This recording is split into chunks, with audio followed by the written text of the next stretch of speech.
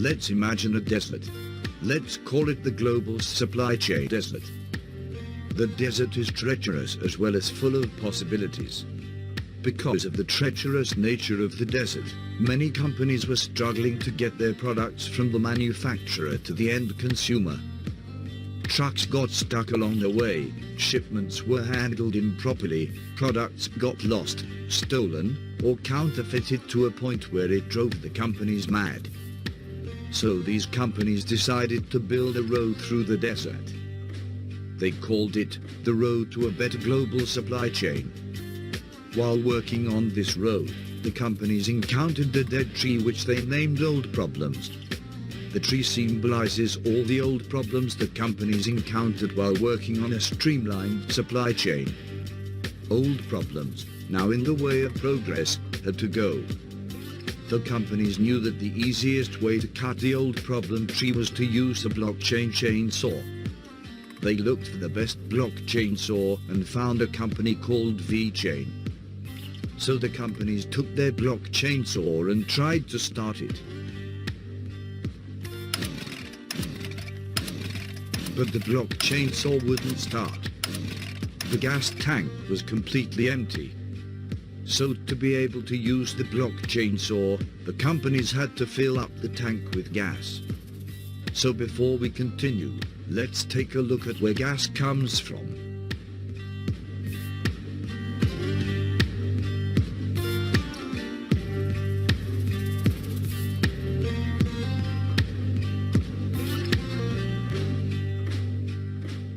Somewhere far away, a rusty nodding donkey is slowly pumping up oil from the well. The process is very slow and the oil well wasn't cheap, but from now on the oil is free. So Normie, the owner of the well, is very happy. Meanwhile, next to the road to a better supply chain, a gas company called Vechain was founded. Their business is to turn crude oil into liquid gas. When companies need gas to use the blockchain saw, they can buy VTHO oil from the open market and take it to Vechain, who then turn it into the gas needed. Or they can just pay Vechain to do it all for them. In any way VTHO oil is used, so let's get a barrel of it, so that we can see how it is processed. 1 barrel of VTHO oil is used to make 1,000 gas. 70% of the barrel is actually converted into gas, while the other 30% is taken out of the barrel by Vechain and their closest associates called Authority Master Notes as a form of payment. Now that the gas pump is filled with gas, Vechain fills the tank of the blockchain saw so that the companies can start taking down the old problems by using the blockchain saw provided by Vechain.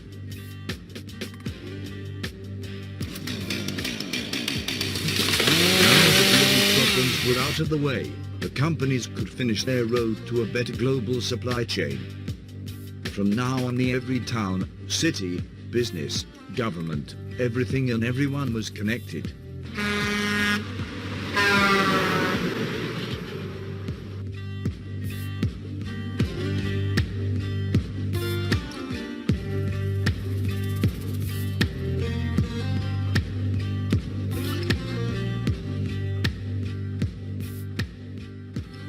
This analogy does a good job at describing the Vechain tokenomics.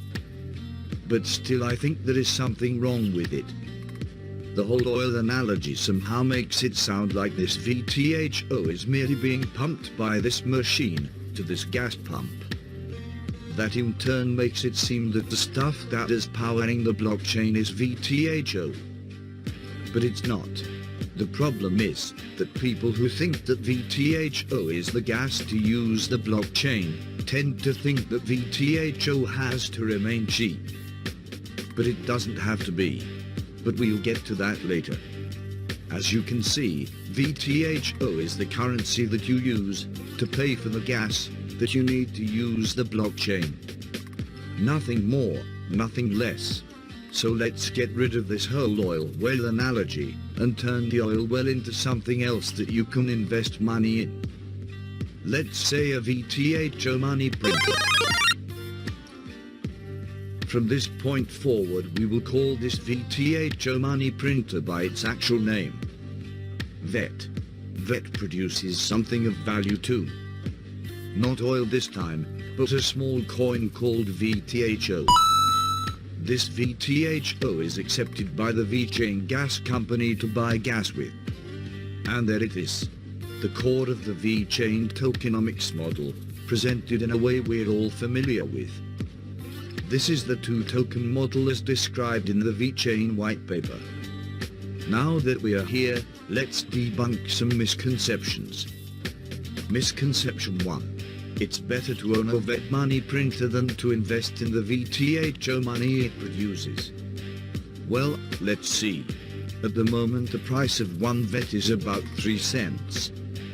Every VET slowly generates only 15% of a VTHO per year, and the current value of one VTHO coin is about 0.0015. At the very least we can safely say that companies who only need VTHO for gas will just buy the cheap VTHO from the open market and be set for life and beyond. If you want to know more about the importance of the ratio between VTHO and VET prices, please watch my previous video too. You can find the link in the description. But to be fair, I must say that companies that need VET for their use cases will have to buy VET too. Misconception 2.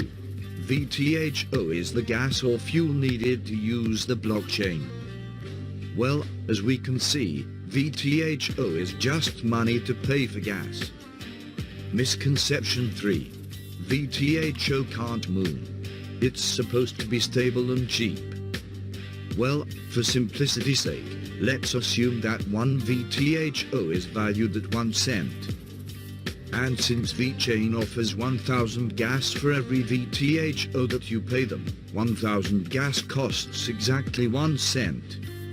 Now that companies know how much gas costs, they can decide if they want to use the Vechain blockchain. As long as that price stays stable, they can budget for it. I can't overstate how important it is to businesses. Now let's assume that the price of a VTHO doubles from 1 to 2 cents.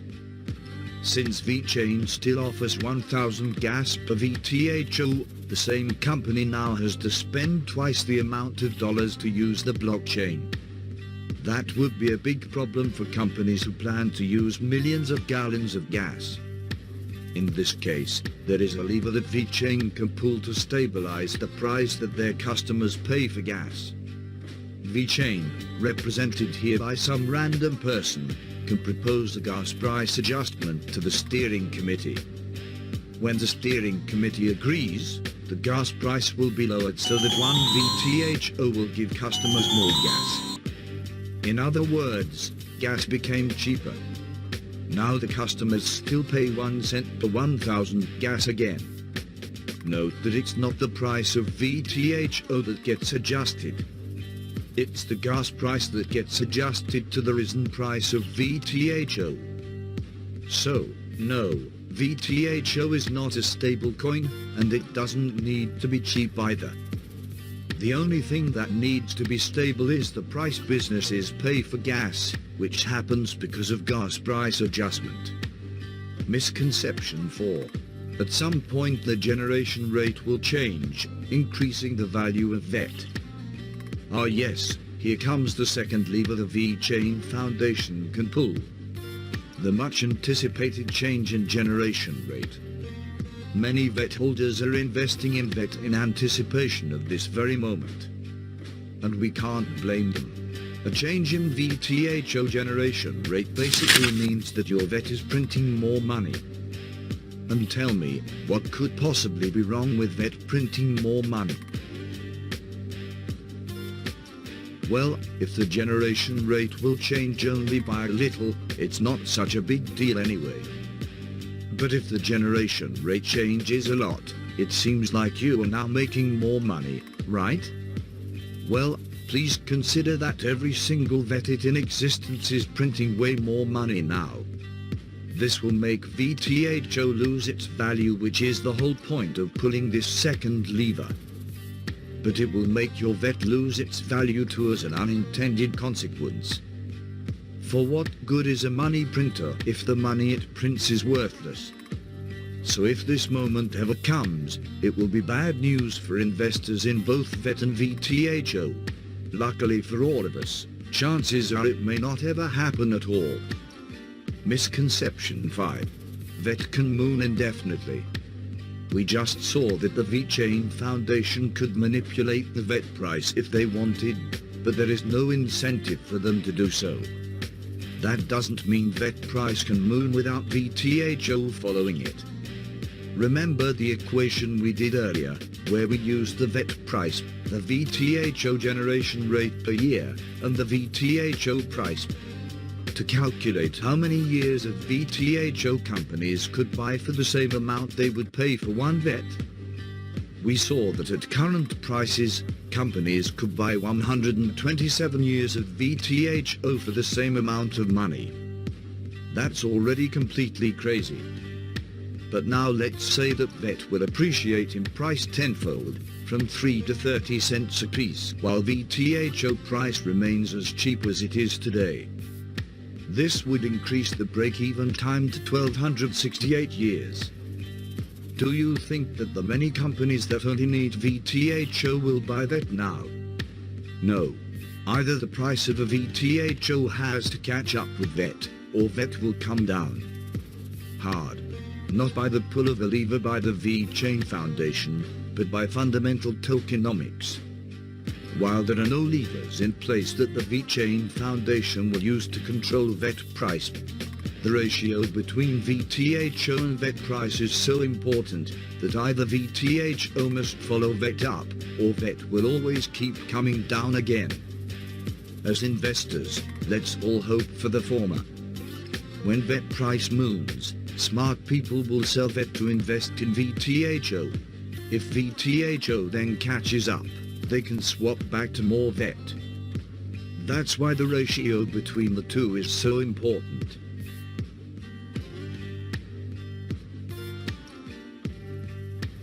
Three, two, 1, 0. All engine running. Liftoff. We have a liftoff.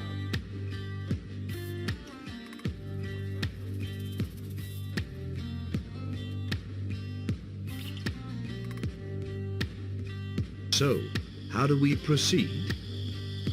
We should acknowledge that both coins need each other to succeed, and follow the steps below.